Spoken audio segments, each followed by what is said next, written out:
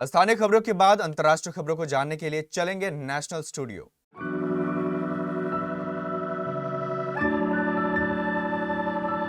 आइए जानते हैं आज के प्रमुख अंतर्राष्ट्रीय खबरों को। पहले एक नजर हेडलाइंस पर।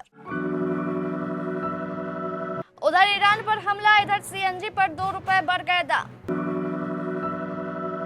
कॉकरोच जनता पार्टी पर मुख्य न्यायाधीश जस्टिस सूर्यकांत ने क्या कहा। रूस ने अमेरिका से कहा, हम कीव में हमले करने जा रहे हैं। कनाडा के पीएम ने भारत के साथ फ्री ट्रेड डील के बारे में क्या कहा। डोनाल्ड ट्रंप बोले, ये काम ईरान के साथ मिलकर करेंगे। चीन ने फिर जताया पाकिस्तान पर भरोसा। रूस यूक्रेन युद्ध में फिर गई कईयों की जान। एशिया से यूरोप तक गर्मी की मार, ब्रिटेन, फ्रांस और स्पेन जैसे देशों में लू का कहर। अब बॉलीवुड में काम नहीं कर सकते रणवीर सिंह। और विराट कोहली बनाम शुभमन गिल, आज होगा धर्मशाला में मैच।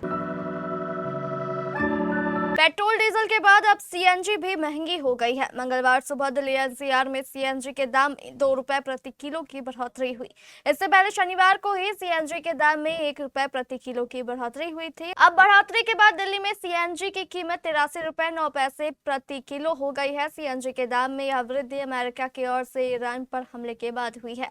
15 मई से लेकर अब तक सीएनजी के दाम 4 बार बढ़ चुके हैं। 15 मई को सीएनजी के दाम में ₹2 प्रति किलो, 17 मई को ₹1 प्रति किलो, 23 मई को ₹1 प्रति किलो की बढ़ोतरी हुई थी और ₹2 प्रति किलो की बढ़ोतरी हुई है। 15 मई से लेकर अब तक सीएनजी के दाम में कुल ₹6 प्रति किलो की बढ़ोतरी हो चुकी है। कल यानी सोमवार को पेट्रोल डीजल के दाम बढ़े थे। 15 मई से लेकर अब तक पेट्रोल डीजल के दाम में यह चौथी बढ़ोतरी थी। भारत के मुख्य न्यायाधीश जस्टिस सूर्यकांत ने सोमवार को एक याचिकाकर्ता से कहा कि वह कॉकरोच जनता पार्टी के मुद्दे को इतना भावनात्मक रूप से न ले। एक वकील ने इस संबंध में दायर जनहित याचिका को तत्काल सूचीबद्ध करने की गुजारिश की थी। लाइव लॉ के मुताबिक अधिवक्ता एनके गोस्वामी ने दलील दी थी कि भारत के मुख्य न्यायाधीश के कॉकरोच वाले बयान पर दिए गए स्पष्टीकरण के बावजूद एक विकृत और दुर्भावनापूर्ण नैरेटिव लगातार जारी है। मुख्य न्यायाधीश जस्टिस सूर्यकांत ने वकील से कहा, इसे इतना भावनात्मक रूप से मत लीजिए। मुख्य न्यायाधीश ने कहा कि फिलहाल इस केस को सुनने की तत्कालिक कोई जरूरत नहीं है और समय आने पर इसकी सुनवाई की जाएगी। अमेरिका के विदेश मंत्री मार्को रूबियो की रूस के विदेश मंत्री सर्गेई लावरोव से सोमवार को बात हुई। अमेरिका के विदेश मंत्रालय के अनुसार विदेश मंत्री मार्को रूबियो ने रूस के विदेश मंत्री की मांग पर उनसे बातचीत की। अमेरिकी विदेश मंत्रालय के प्रवक्ता टॉमी पिटकॉफ ने कहा कि दोनों देशों के बीच रूस यूक्रेन युद्ध और ईरान की स्थिति पर बातचीत हुई। रूसी विदेश मंत्रालय के बयान में कहा गया कि लावरोव ने अमेरिका को रूस के उस फैसले से अवगत कराया जिसमें कीव में यूक्रेनी सेना से जुड़े ठिकानों पर हमले किए जाएंगे। समाचार एजेंसी के मुताबिक लावरोव ने कहा, रूस पर आम लोगों और नागरिक ठिकानों पर जा रहे आतंकी हमलों के जवाब में यूक्रेन की राजधानी कीव में हमले किए जाएंगे। कनाडा के प्रधानमंत्री मार्क कार्नी ने कहा कि उनकी भारत के साथ फ्री ट्रेड डील पर बातचीत चल रही है। मार्क कार्नी का मानना है कि भारत के साथ यह डील होने पर कनाडा के लिए एक बड़ा बाजार खुलेगा जो वहां के कारोबार के लिए फायदेमंद होगा। मार्क कार्नी ने सोशल मीडिया प्लेटफॉर्म एक्स पर लिखा, हम भारत के साथ फ्री ट्रेड डील पर बात कर रहे हैं। यह कनाडा के कामगारों और कारोबार के लिए बड़ा बदलाव होगा, एक बहुत बड़ा नया बाजार खुलेगा। उन्होंने आगे लिखा, हम तेजी से काम कर रहे हैं। मैंने मंत्री पीयूष गोयल से मुलाकात की ताकि अब तक की प्रगति देख सके और आगे दोनों देशों के लिए ऊर्जा, कृषि, खाद्य, टेक्नोलॉजी और शिक्षा में नए मौके तलाश सके। अमेरिकी राष्ट्रपति डोनाल्ड ट्रंप ने social media platform truth social पर लिखा, एनरिच्ड यूरेनियम तुरंत अमेरिका को सौंपा जाएगा ताकि उसे वहां ले जाकर नष्ट किया जा सके। ये भी बेहतर होगा कि ईरान के साथ मिलकर इसे ऐसी जगह पर नष्ट किया जाए जहां एटॉमिक एनर्जी कमीशन या उसके बराबर की कोई संस्था इस घटना की गवाह बने। चीन के राष्ट्रपति शी जिनपिंग ने पाकिस्तान के प्रधानमंत्री शहबाज शरीफ से मुलाकात की। इस दौरान जिनपिंग ने दोनों देशों के बीच की दोस्ती को अटूट बताया। उन्होंने कहा कि चीन और पाकिस्तान के बीच ऑल वेदर पार्टनरशिप बेहद मजबूत है, जिसे चीन और ज्यादा गहरा करना चाहता है। दरअसल चीन दुनिया के बहुत कम देशों को अपना ऑल वेदर पार्टनर मानता है, जिसमें पाकिस्तान भी शामिल है। दोनों देशों के बीच आर्थिक, व्यापारिक और सुरक्षा स्तर पर बेहद करीबी सहयोग है। हालांकि पिछले कुछ समय में पाकिस्तान में चीनी नागरिकों और परियोजनाओं पर हुए आतंकी हमलों ने चीन की चिंता बढ़ाई है। इसके साथ ही पाकिस्तान की अमेरिका से बढ़ती नजदीकियों ने भी चीन के साथ उसके रिश्तों को थोड़ा उलझा दिया है। इस हफ्ते जब दूर कहीं हवाई हमलों की चेतावनी वाले सायरन बज रहे थे, तब कीव में 2 बहनों का अंतिम संस्कार किया गया।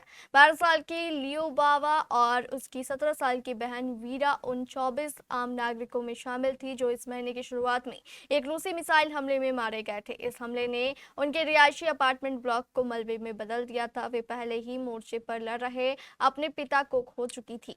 उनकी शोकाकुल मां अब परिवार की एकमात्र जीवित सदस्य है। इस हमले में 48 घंटों के भीतर यूक्रेन पर 1500 ड्रोन और 56 मिसाइलें दागी गई थी। दुनिया इस समय भीषण गर्मी और लगातार बढ़ते तापमान की चुनौती का सामना कर रही है। भारत में जहां कई राज्यों में तापमान 45 डिग्री सेल्सियस के करीब पहुंच रहा है, वहीं यूरोप, एशिया और दक्षिण पूर्व एशिया के कई देशों में रिकॉर्ड तोड़ गर्मी ने लोगों की मुश्किलें बढ़ा दी है।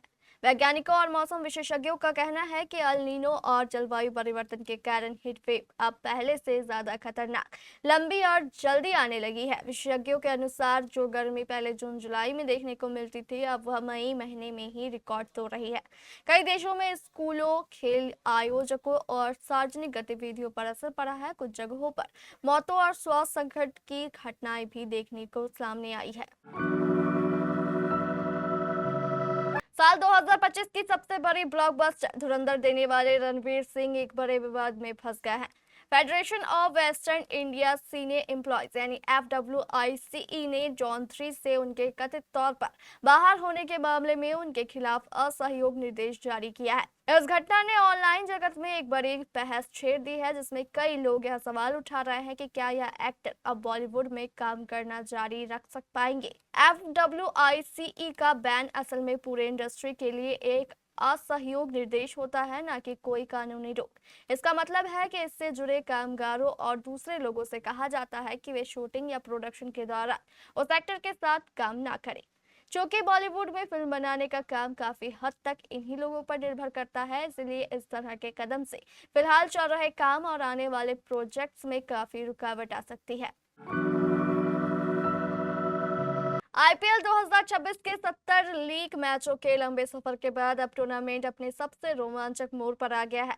आज यानी 26 मई को धर्मशाला के मैदान पर रॉयल चैलेंजर्स बेंगलुरु और गुजरात टाइटंस के बीच क्वालिफायर 1 का महामुकाबला खेला जाना है। इस मैच को जीतने वाली टीम सीधे फाइनल का टिकट कटाएगी, जबकि हारने वाली टीम को क्वालिफायर 2 खेलने मिलेगा। क्रिकेट के नजरिए से यह मुकाबला जितना बड़ा है, भावनाओं के लिहाज से भी उससे कई ज्यादा विशाल है। यह मुकाबला सिर्फ 2 टीमों का नहीं, बल्कि विराट कोहली बनाम शुभमन गिल का है। यह सिर्फ किंग और प्रिंस के बीच एक साधारण तुलना नहीं। कोहली आज भी RCB की पारी को अपने कंट्रोल, टेम्पो और मौजूदगी से चला रहे हैं, तो वहीं गिल अब गुजरात के कप्तान और मुख्य रन मशीन बनकर अधिकार के साथ बल्लेबाजी कर रहे हैं। ये थी हमारी अंतर्राष्ट्रीय खबरें। स्थानीय खबरों को जानने के लिए चलेंगे प्राइम स्टूडियो।